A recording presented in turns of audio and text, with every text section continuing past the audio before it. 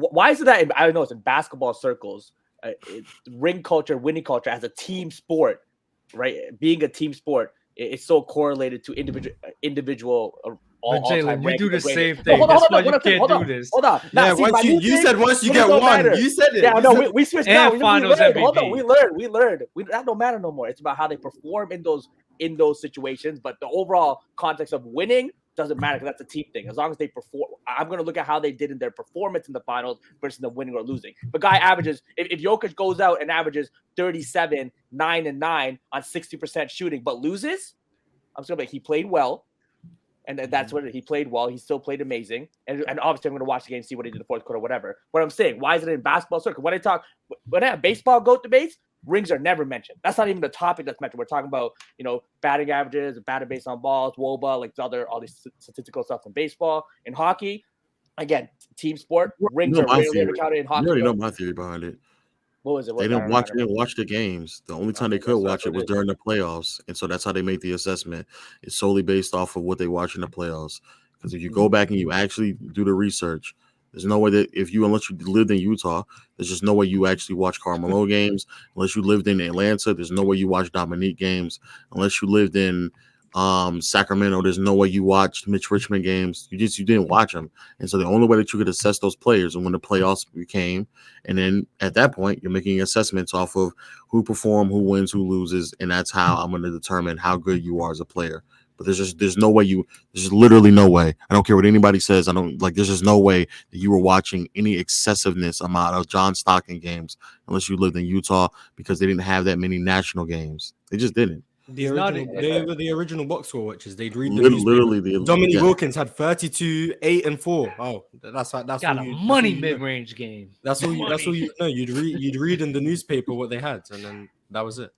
So the main thing that people just forgetting, you gotta understand that like the NBA mainly, it's an entertainment as well. So the reason why this winning culture is so deep rooted into these older basketball talks is because that's how they created their stories, and that's how they created people to big them up in order to make them more marketable. Like Michael Jordan, for example, like this legacy talks really became a thing after like Magic and Michael Jordan. That wasn't a thing before then. Like there's a lot of people still trying to say Wilt Chamberlain was the greatest player of all time, despite him not performing that well, not performing and not winning as much in the 60s and 70s. So it's really just all about, I'm not gonna lie, it's all entertainment. This whole winning bias legacy talks is all for talking points for entertainment, to just entertain people, to big people up so that you can root for them more and more. That's really all it is. It's just all about drama.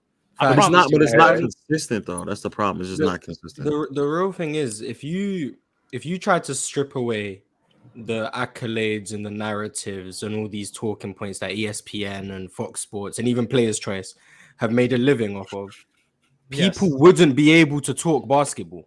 They couldn't do it. A lot of people, respectfully, even on this platform, cannot talk basketball without the narratives. They can't do it. If you actually ask them to talk about the game and explain these players' tendencies and why this player is better than the other, they couldn't do it. They literally are incapable of being able to break down a basketball game and talk about the game of basketball. They can't do it. On big mainstream TV, they can't do it. On YouTube, on other podcasts, they can't do it. Even on this podcast, they can't do it. That's the issue. So you need to talk about the narratives and all of those things because that's how people feel like they can contribute to the conversation. Because if you actually started talking about the game of basketball, a lot of people would be clueless. So and I hate the points like when people just run off of points like, oh yeah, this guy was just such a great leader. That's why he's on a different level than this other guy. Like that's I hate the leader argument. Dub.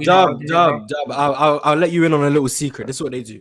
When they can't explain why a player is successful, they use buzzwords. They'll use leadership, intangibles, hearts, and they wanted it more. Dog. They got that dog in. They'll use these terms that mean nothing because they can't explain why a player who is less skilled is having success and playing well. They can't explain why Jimmy Butler is actually really good in the playoffs without believing it's just because he tries harder than everyone. They can't understand that he's literally just smarter than everyone. He understands angles. He knows he has probably one of the best pump fakes in the NBA. He knows how to draw fouls. They can't understand that he's an extremely strong wing who's able to bully guards in the post. He also gets inside position on offensive rebounds. They can't explain these things because they don't understand the game. So you know what they do? Guess what? He just has heart. His mentality is just stronger than everyone. They can't explain basketball. So they use these terms that no one can argue against because it's like, oh yeah, he does have dog. He does work harder than Jason Tatum. Maybe he's just better than Jason Tatum at basketball.